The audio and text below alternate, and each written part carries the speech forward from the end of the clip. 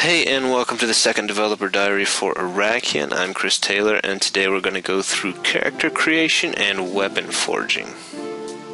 So here we are at the main menu. It's a bit unfinished, but it's close. Let's go ahead and start a new game.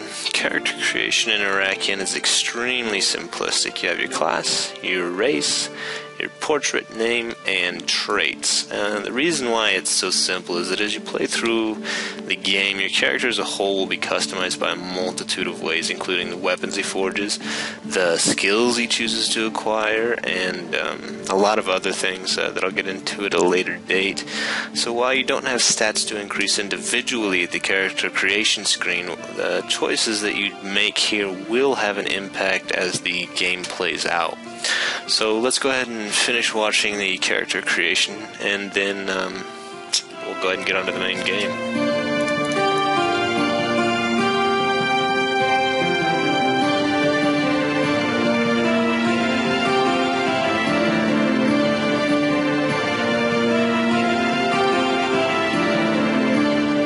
A couple things to point out real quick before we go ahead and get started on this. Firstly, sorry about the double cursor. And as you'll look down at the bottom, each character you'll see has a melee and ranged weapon.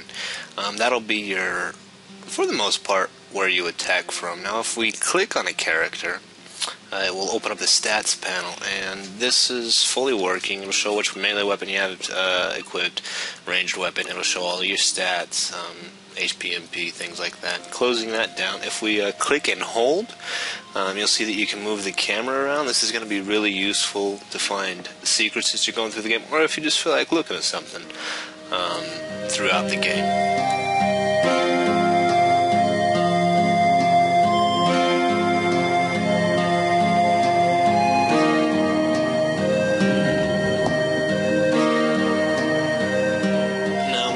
Forward a little bit, you're going to see that there's a shard here. These are the raw materials that you'll be picking up throughout the game, and these will be used to make your armor, your weapons, and in some cases they'll help you create skills for yourself. So it's important whenever you see them to pick them up. At this point, you can go ahead and skip to 3:15 if you don't want to watch this part again.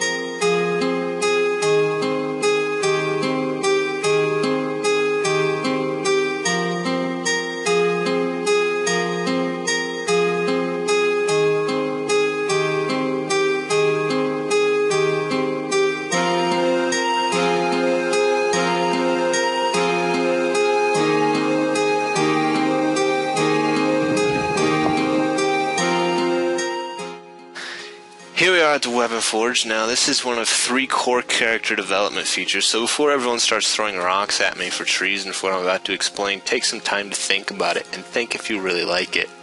Now, if we click on a character and we open up the character panel, what we'll see is stats, but we also see the 4 tabs on the side. The second tab down is the Weapon Development tab. Now, weapons and equipment in general in Arakion function differently than most other games. You're not going to find equipment drops from enemies, or the random legendary sword at the end of a level. You're not going to find a epic mace from a spider that you happen to kill. What you'll find instead are materials, and in turn these materials are going to be used to develop and compound on the weapons that you've already built.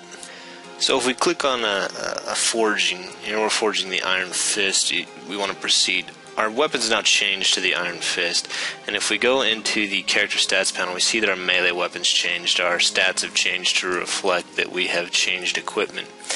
Now, each weapon node has a certain color on it. As you can see, the fist happens to be red, whereas the other icons, the other main icons, are blue, and as you can see up there, the yellow-green. Red represents more strength, vitality. Blue represents more charisma, wisdom, and green represents more dexterity and speed.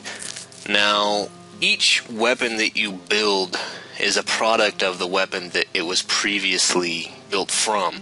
So if you happen to build a bunch of fist weapons and then you move to a staff, that staff's going to be mainly vitality and strength, and then it will have the additional charisma, wisdom that is on that staff. So this makes it almost unlimited character options, because how you develop your character is going to be unique every single time.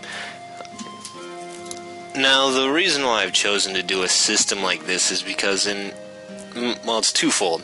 Most every single game, you get to the end of a level, there's going to be a rare sword. Now, I never use rare swords, so I get there, I get the rare sword, I'm screwed, I can't use it. Instead of a rare sword, you'll find a rare material. Now, you'll be able to use this rare material with maybe a rare recipe that you found, and you'll be able to create a weapon that's your choice. You know, you'll be able to use it to create a epic staff or an epic fist weapon.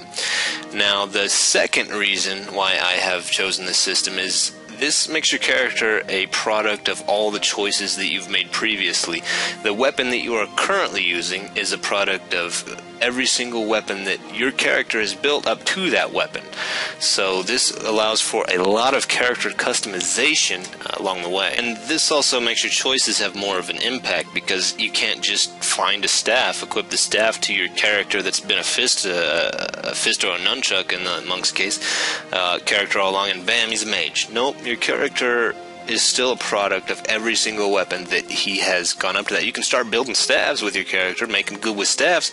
He'll get more charisma, he'll get more wisdom, he'll get more mana, but he's still going to have the reflection that he was a fist user for a long time with the vitality and strength. I wanted to get into more today, but it's starting to run a little long, so we're going to have to wait until next time. Next time, for sure, we'll be going over skills, we'll be going over some of the gameplay aspects, and until then, thank you for watching.